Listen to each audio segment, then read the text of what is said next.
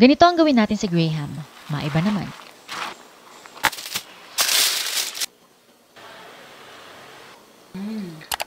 Basically, 3 ingredients lang ang kailangan dito. Magagawa mo na itong gagawin natin. Graham crackers, all-purpose cream, at condensed milk. Pwede na yan. At kung talagang mas tagtipid ka pa, Graham crackers, tapos creme densada, 2 ingredients lang. Pwede na yun.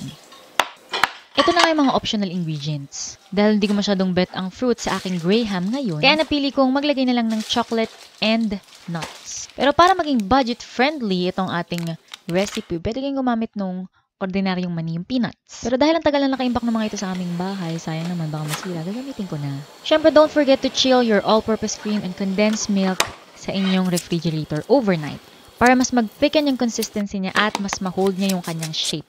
Lalo na mamaya kapag ka whisk nyo.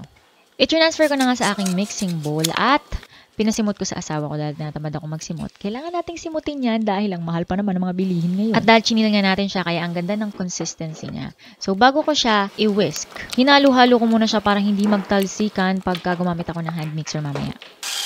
Kung wala kayong hand mixer, don't worry. Basta i-chill nyo lang overnight, pwede kayong gumamit ng manual whisk. Minix ko lang hanggang sa mag-double ang kanyang size.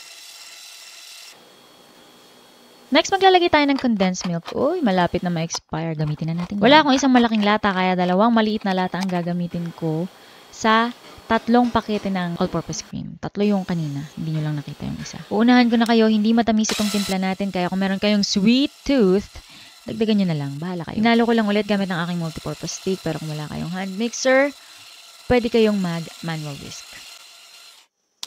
Ayun ang ating basic ingredients. Next, eto na. Kung gusto niyo maglagay ng fruits, maglagay kayo. Pero ako, ang ilalagay ko yung Graham crackers mismo dahil may mga natira pa. Pwede din kayo maglagay ng biscuit ng inyong mga anak. Gaya nitong Tiger. Uy, Tiger, baka naman. Durug-durugin lang natin at ilagay natin lahat dyan. At para sa ating mga viewers, kamusta po kayo? Ano ang inyong mga pagkain ngayong araw na ito? At taga saan ka? Comment down below. Para sa ating complete list of ingredients, pinupost ko po yan sa description box below. Maglalagay din ako ng chocolate dahil ayaw ko na masyadong matamis, kaya semi-sweet yung gagamitin ko. Kung anong meron kayong available dyan, kahit yung mga bloke-bloke, hiwa-hiwain nyo na lang, pwede yan. And again, pwede nyong ilagay yung mga mani nyo. Bahala kayo kung anong mani ang gusto nyong ilagay, pwede yung peanut. Huwag lang yung maasin. Magtira kayo ng pan-toppings mamaya, dahil gagamitin pa natin yan.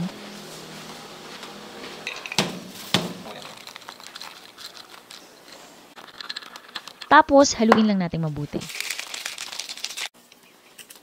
Gagamit ako nitong aking baking pan. Kung anong mga container ang meron kayo dyan, pwede yan. Square or rectangle. Maglalagay ako ng wax paper para mas madali siyang hugutin kapag hiwa-hiwain na natin.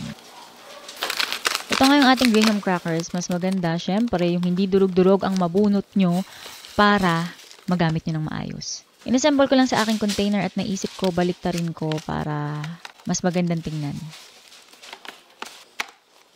Inilagay ko lang yung aking cream mixture pero hindi ko muna siya pinuno.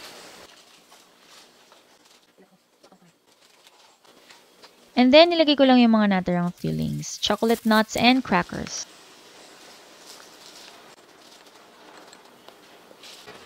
Pagkatapos, kinover ko na ulit ng ating cream mixture and then top it with Graham crackers. So, yun yung ating last layer.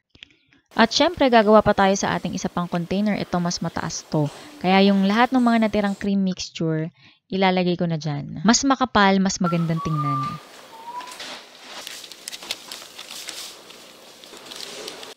And then, bago nyo tirahin, syempre, ilagay nyo muna sa inyong freezer overnight. Mas maganda merong cover para hindi matulu-tuluan yan ng mga tubig. The next day, ito na nga, i-check na natin kung kamusta ba yung ginawa natin kahapon. Diba?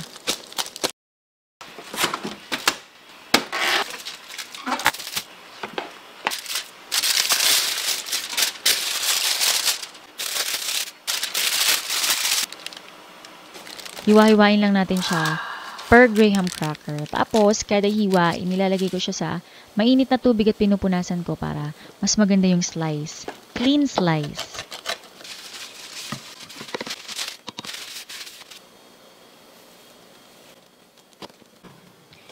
ayan na nga, syempre, enjoy na natin yan at pwede nang iserve sa inyong mga bisita. Ito na nga guys, ang ating Graham Ice Cream Sandwich. Napakasarap niya guys, tamang-tama lang yung tamis. Hindi nga siya masyadong matamis actually, kaya kayong bahala kung magdadagdag kayo ng condensed milk. Kaya naman i-try nyo na, lalong-lalo na sa darating na holidays. And comment down below kumusta ang inyong experience dito sa ating Graham Ice Cream Sandwich. At dahil dyan, ako nga palang inyong kusinerang ininyera, Jane Agustin Silvestre. See you in my next vlog!